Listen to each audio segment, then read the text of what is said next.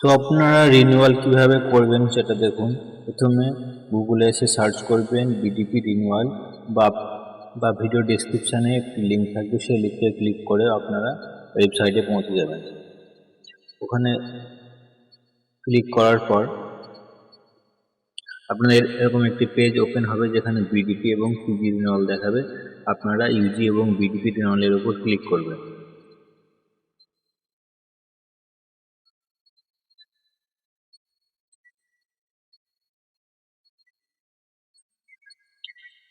ওই লিঙ্কে ক্লিক করার পর একটু যদি নিচের দিকে আসেন তাহলে দেখতে পাবেন click here for UG and BDP renewal.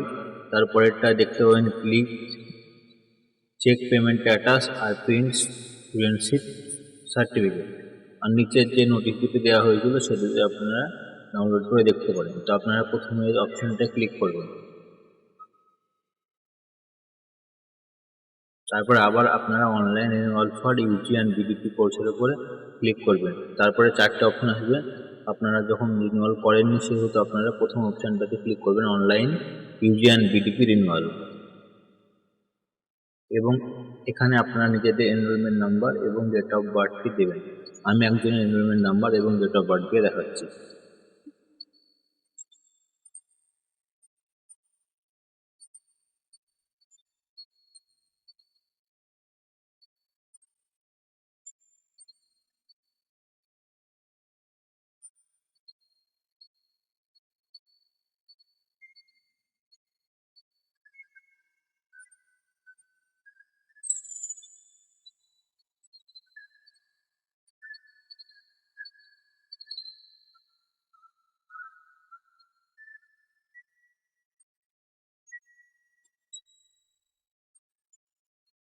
Log in অপশানে ক্লিক করার পর আপনাদের এরকম একটি পেজ ওপেন হবে যেখানে আপনাদের নাম দেখাবে এবং আপনারা এখানে আপনাদের এনরোলমেন্ট নাম্বার, আপনাদের ক্যান্ডিডেট নেম, আপনাদের যে সেন্টার বা আপনার কী কী সাবজেক্ট আছে দেখতে পারেন। আপনাদের এখানে ফোন নাম্বার এবং ইমেল অ্যাড্রেস দেখতে পাবেন, এবং আপনারা আগে যে দুবার রিনিউয়াল করেছেন সেটা কত সালে, তার অ্যাপ্লিকেশন নাম্বার কি, কত টাকা দিয়েছেন সেটাও আপনারা দেখতে পাবেন।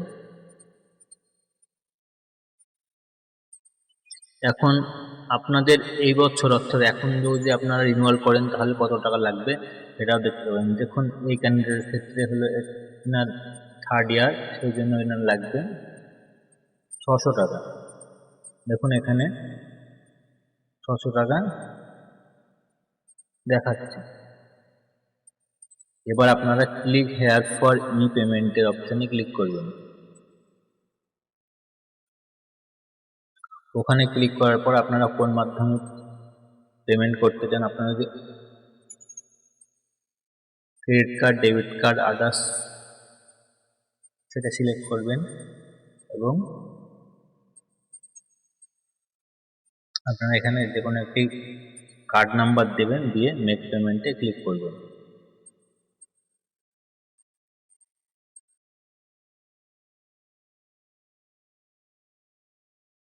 তারপরের স্টেপটি হলো মেক পেমেন্ট। আপনারা যদি পেমেন্ট না করে থাকেন তো এই যে সেকেন্ড অপশানে গিয়ে আপনাদের এনরোলমেন্ট নাম্বার এবং যে ডেট অফ বার্থ সেটা দিয়ে সাবমিট করে পেমেন্ট করতে পারেন, বা তারপরের অপশানে গিয়ে আপনারা চেক করতে পারেন আপনাদের পেমেন্ট সাকসেসফুল হয়েছে কি না। এখানে আপনাদের এনরোলমেন্ট নাম্বার এবং যে ডেট অফ বার্থ সেটাকে দিয়ে সাবমিট করতে হবে। তারপরের স্টেপটি হলো ইম্পর্টেন্ট, আপনারা প্রিন্ট স্টুডেন্টশিপ সার্টিফিকেট। আপনারা যদি পেমেন্ট করে থাকেন এবং আপনাদের পেমেন্ট যদি সাকসেসফুল হয় তো আপনারা যেটা আপনাদের স্টুডেন্টশিপ সার্টিফিকেট সেটা ডাউনলোড করে রাখবেন, কারণ পরে এটা কলেজে কাজে লাগতে পারে।